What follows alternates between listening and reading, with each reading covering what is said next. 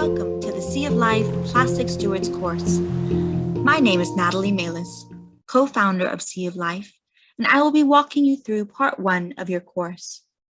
Before we dive into the curriculum, let me share with you the mission of Sea of Life.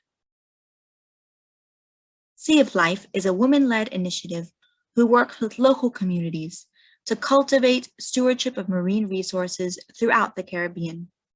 We work to restore, protect, and honor coastal and ocean habitats and preserve the region's cultural, commercial, recreational, and spiritual value for the ocean. Throughout this course, you will learn the fundamentals needed to become your own plastic pollution steward. In part 1, we will explore the history of plastic. We will learn about the background and inventions of this material that is so prevalent across our planet. In part 2, we'll focus on the current status of plastics and how it impacts our day-to-day lives. In this module, you will learn about the impacts of plastic pollution on wildlife, nature, climate change, and public health. Part 3 is focused on inspired solutions and perspectives. Following in the footsteps of inventors and doers, we will talk with plastic stewards who have created solutions to address plastic pollution in their local community. Second, we will hear from 2 people who will share their own cultural and faith-based perspectives on the current state of plastic pollution.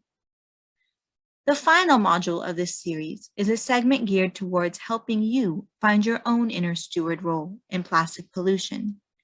In this final session, we will summarize what we've learned and provide with a takeaway assignment that requires you to reflect on how your life is connected to the plastic pollution crisis.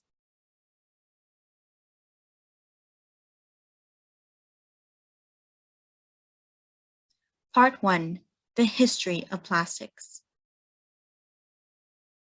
Plastic is defined as a polymeric material that has the capability of being molded or shaped, usually by the application of heat and pressure. We know plastic as part of almost every aspect of our lives. It's an invention that has a long history, for better or for worse. At one time, plastics were created using natural materials and natural processes. For example, in the 1600 BC, Mesoamericans used natural rubber for balls, bands, and figurines. Then, in the Middle Ages, Europeans used treated cow horns as translucent material for windows. This would allow the sunlight in, but block wind and rain, just like glass and plexi windows used today. In the 1800s, new inventions such as polyvinyl chloride, also known as PVC, and celluloid film were made by European scientists and inventors. Also occurring between the 1700s to the 1800s was the Industrial Revolution. This was a period of scaling mechanized production and advancing industries. This was also a precursor for red flags. Some more chemical-based plastics will become novel in the 1900s. In 1907, Bakelite was produced. This was the first fully synthetic polymer developed. It had a lot of appeal due to its bright, glossy colors and lightweight, and was often used for making costume jewelry. In 1912, cellophane was created, beloved for wrapping up leftovers after meals. And in 1935, nylon was invented. This is one of the early days of synthetic polymers being used for making the things we wear. In 1938, polyethylene, commonly known as Teflon, was created. This is when we began cooking the food we eat on plastics. Teflon became popular in many homes due to its non-stick properties. In 1954, the first polystyrene cups and packaging materials were invented. We still see these today, especially used in our food service sector. The first synthetic polymer bottle was created in 1947, but was very costly. It wasn't until polyethylene was invented in 1950s that plastics became scalable for the market. Due to its lightweight, low production costs, and lower transportation costs, it quickly grew in popularity. But in 1973, engineer Nathaniel Wyeth patented polyethylene terephthalate, PET bottles. This is what changed the game.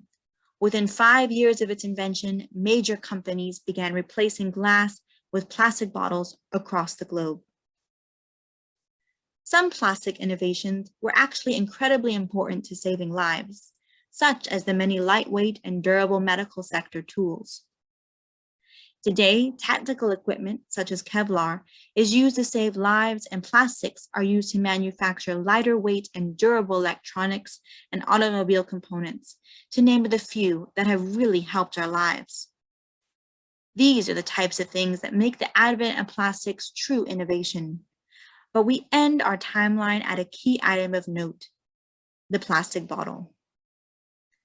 Plastic was not created to be disposable and single use. So we are ending our brief history of plastics here. Today, we have a better mess, and it's not getting any better. What we see before us is when inventions get out of hand. In part 2, we will begin to dive deeper into the current plastic pollution problem and learn more about its direct impacts to our health and environment. Congratulations, you have completed part 1 of the Sea of Life Plastic Stewards course.